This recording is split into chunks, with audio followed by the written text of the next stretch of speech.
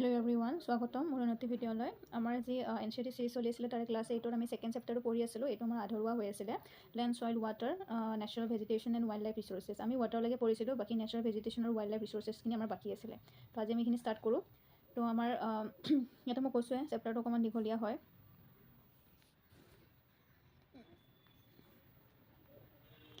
তো আমাৰ ইয়াতে আমি ইয়ালৈকে পঢ়িছিলোঁ কনজাৰ্ভেশ্যন অফ ৱাটাৰ ৰিচোৰ্চেছ। আজি আমি ষ্টাৰ্ট কৰিম এইখিনি natural vegetation and wildlife. তো নেচাৰেল ভেজিটেশ্যনৰ কি আছে আমাৰ The natural vegetation and wildlife exists only in the narrow zone of contact between the lithosphere, hydrosphere, and atmosphere that we call biosphere. In the biosphere, living beings are interrelated and independent on each other for survival. This life-supporting system is known as ecosystem.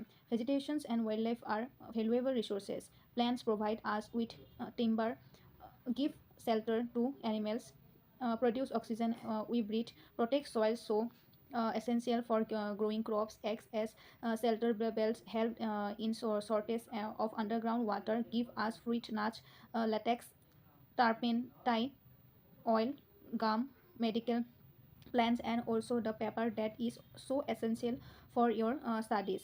There are innumerable uses of plants and you can add some more. তো কি ক'লে ইয়াতে আমাৰ natural ভেজিটেশ্যন যি আমাৰ য'ত তিনিটা মানে লেয়াৰ যিটো আমি পঢ়িছিলোঁ লিথোস্ফিয়াৰ, হাইড্ৰস্ফিয়াৰ আৰু এটমস্ফিয়াৰ, এই তিনিটা য'ত একেলগে থাকে বা একেলগে কণ্টেক্ট হৈ থাকে তিনিটা, তো সেইখিনিক আমাৰ কি বুলি কয় বায়'স্ফিয়াৰ বুলি কয়।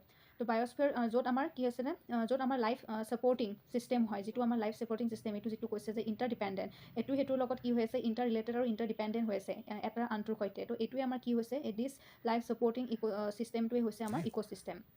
দেন আমাৰ এতিয়া ভেজিটেশ্যনৰ এটা কথা আছে যে ভেজিটেশ্যন এণ্ড ৱাইল্ড লাইফ চেঞ্চুৰী আৰু ভেলুৱেবল ৰিচোৰ্চেছ। আমাৰ দুইটা আমাৰ কি হয় ভেলুৱেবল ৰিচোৰ্চেছ হয়, দুইটা আমাৰ মানে আমাৰ কাৰণে প্ৰয়োজনীয় হয়। তো প্লেণ্টে আমাক কি দি আছে বা এনিমেলে আমাক কি দি আছে, এই সকলোখিনি এটা আছে। প্লেণ্টে আমাক কি প্ৰভাইড কৰি আছে, তো সেইখিনি আছে। প্লেণ্টে আমাক ঘৰ দিছে বা ধৰি লওক গছৰ পৰা আমি বিভিন্ন ধৰণৰ মেডিকেলি বস্তু বা গছ গছনিৰ পৰা আমি খোৱা খাদ্য সেই সকলোবিলাক পাইছোঁ। আৰু চবতকৈ মষ্ট ইম্পৰ্টেণ্ট হৈছে আমাৰ অক্সিজেন পাই আছোঁ।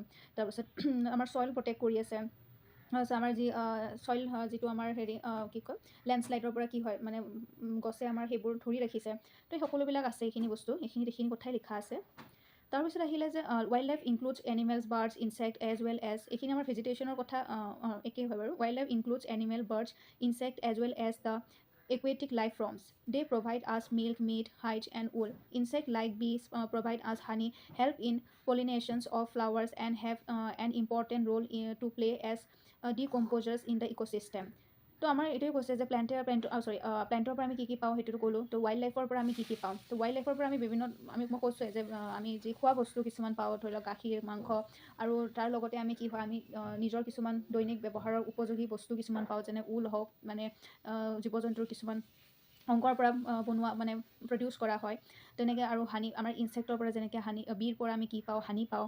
তো এই সকলো কথাখিনি ইয়াতেই আছে। তো সেইটোৱে কৈছে যে আমি এটা আনটোৰ সৈতে আমি কি হৈ আছে ইণ্টাৰডিপেণ্ডেণ্ট আৰু ইণ্টাৰ ৰিলেটেড হৈ আছে।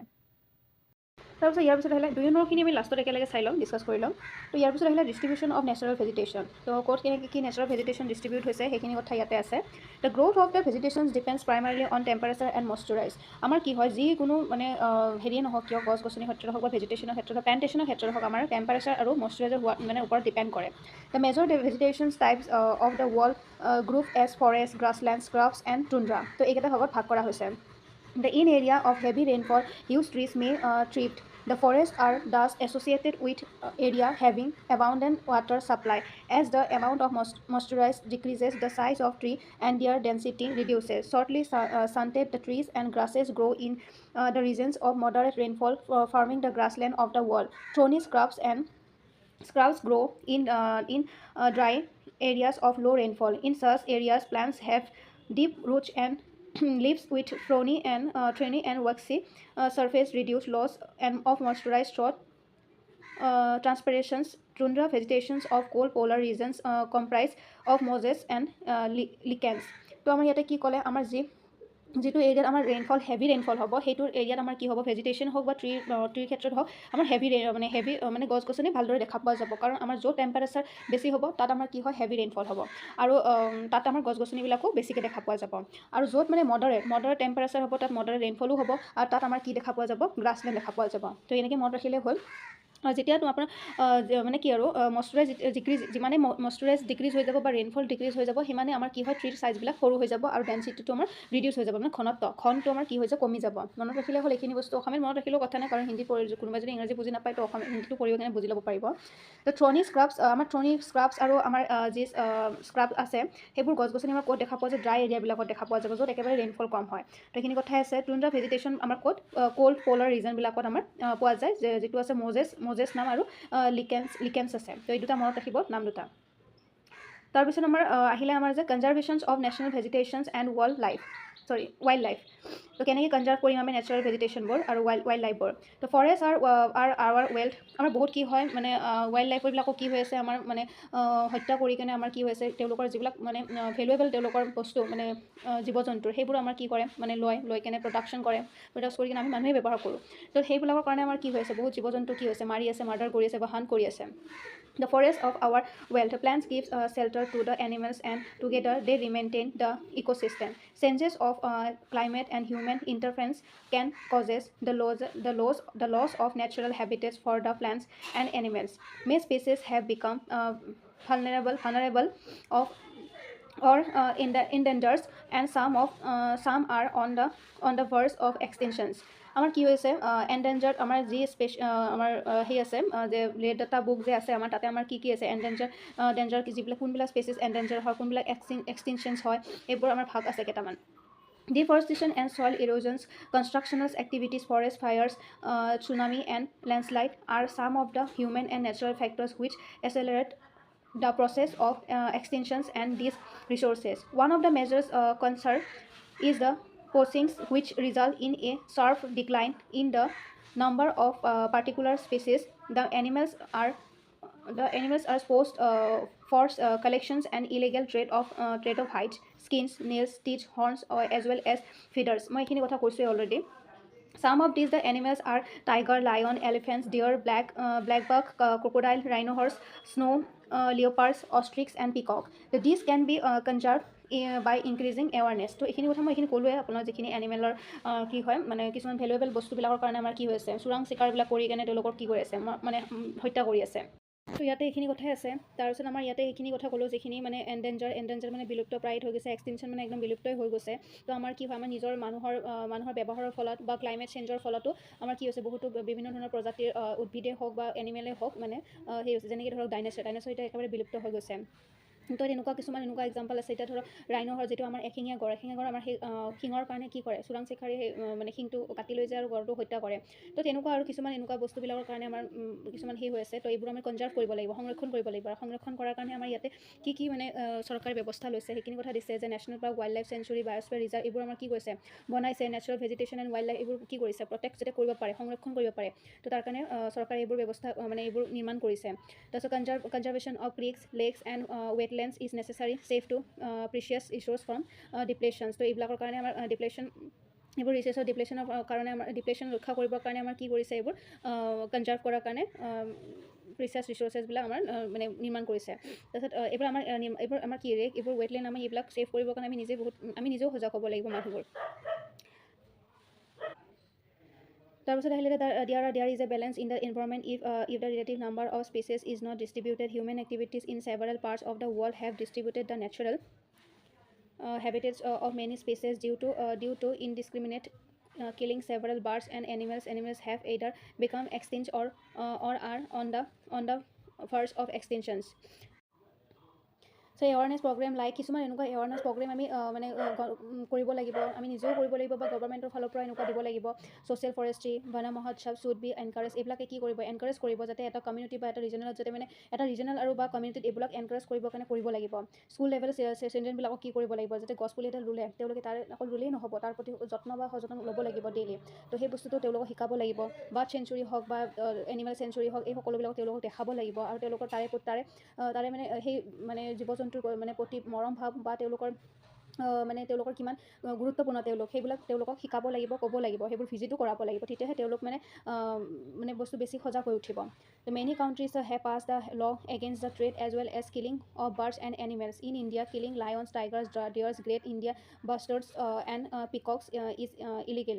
মানে এই কিছু বহুত মানে দেশত কি কৰিছে, কিছুমান জীৱ জন্তু বা ট্ৰেড কৰাৰ কাৰণে বা কিলিং কৰাৰ কাৰণে মানে ল কিছুমান আছে। আৰু আমাৰ ইণ্ডিয়াতো এইকেইটা যি নাম ক'লে, এই নামকেইটা মানে ইলিগেল হয়। তেওঁলোকক মানে হেৰি কৰিব নোৱাৰে, মাৰিব নোৱাৰে। তেওঁলোকক যদি মাৰে তেনেহ'লে তেওঁলোকৰ এগেইনষ্টত একশ্যন লোৱা হ'ব। An international conventions site has been established and has been established that list several spaces এই যি ইণ্টাৰনেশ্যনেল কনভেনশ্যন চাইট আছে তাৰে তেওঁলোকে কি এষ্টাব্লিছ কৰিছে, এখন লিষ্ট এখন বনাইছে যিটোত কিছুমান নাম এনিমেল আৰু বাৰ্ডৰ নাম দিয়া আছে, যিটোত ট্ৰেড কৰাৰ কাৰণে তেওঁলোক লিগেল নহয়, ইলিগেল হয়। যদি সেই জীৱ জন্তুৰ মানে বা চৰাই যদি কোনোবাই এনেকৈ বেচে তো সেইটো ইলিগেল হ'ব। তো এইটো মনত ৰাখিব, কোনে এষ্টাব্লিছ কৰিছে, ইণ্টাৰনেশ্যনেল কনভেনশ্যন চাইটে। তাৰপিছত আছে conservation of plants and animals be ethical duty every citizen. আমাৰ সকলোৰে সকলো আমাৰ ইণ্ডিয়ান চিটিজেনৰ কি, ইণ্ডিয়ান বুলি নহয় গোটেই ৱৰ্ল্ডৰ আমাৰ মানুহখিনিৰ দায়িত্ব হয় যে মানে আমি নিজে কি কৰিব, প্লেণ্ট বা এনিমেলৰ আমি সংৰক্ষণ যাতে কৰিব পাৰোঁ, সেইটো আমাৰ নিজে সজাগ হ'ব লাগিব। তাৰপিছতে ছাইটৰ কথা আছে, ছাইটৰ আমাৰ ইয়াতে ফুল ফৰ্মটো দিছে, the convention on international trade. এইটো মনত ৰাখিব, এইটো মানে ফুল ফৰ্মটো এনডেঞ্জাৰ্ড স্পেচেছ। তো এই গোটেই হেৰিটোৰ ছাইট মানে এইটো ফুল ফৰ্ম হয়। Of world fauna and flora is an international agreements between governments. তো এটা ইণ্টাৰনেশ্যনেল এগ্ৰিমেণ্ট হয় গভৰ্ণমেণ্টৰ লগত কৰে। ইয়াৰে এইমছ কি হয় যে international trade in specimens of wild animals and plants does not threaten their several. So roughly 5,000 species of animals and 28,000 species of plants are protected. তো কিমানখিনি প্ৰটেক্ট কৰিছে, 5,000 animals আৰু 28,000 আমাৰ plants that are protected. The bears, dolphins, cacti, corals, orchids and aloes are some example. তো এইকেইটা example the দিছে, এক্সাম্পলকেইটা পাৰিলে মনত ৰাখিব। তো এইখিনি ইয়াৰ পিছত আৰু নাই, এইখিনি শেষ হ'ল। তাৰপিছত ইয়াতে আমাৰ ছাইডৰ বস্তু কি আছে, বায়'স্ফিয়াৰ ৰিজাৰ্ভ মানে কি? বায়'স্ফিয়াৰ ৰিজাৰ্ভ হৈছে যে আমাৰ যে কিছুমান প্ৰটেক্টেড এৰিয়া হয়। The series of protected areas link through a global network intended and demonstrate the relationship between conservations and development. কাৰ লগত ৰিলেশ্যনশ্বিপ হয়? Conservation and development. কনজাৰ্ভ কৰিলেহে আমাৰ ডেভেলপ হ'ব বস্তুটো। তাৰপিছত আছে যে নেশ্যনেল পাৰ্ক কি হয়? নেশ্যনেল পাৰ্ক আৰু ক'ব নালাগে, আমি সকলোৱে জানো। তাত য'ত আমাৰ বায়'স্ফিয়াৰত আমাৰ সকলোখিনি থাকে, ধৰক প্লাণ্ট হওক বা সকলোখিনি ৰিজাৰ্ভ মানে কনজাৰ্ভ হৈ থাকে, প্লাণ্ট হওক বা এনিমেল হওক, বাৰ্ডছ হওক।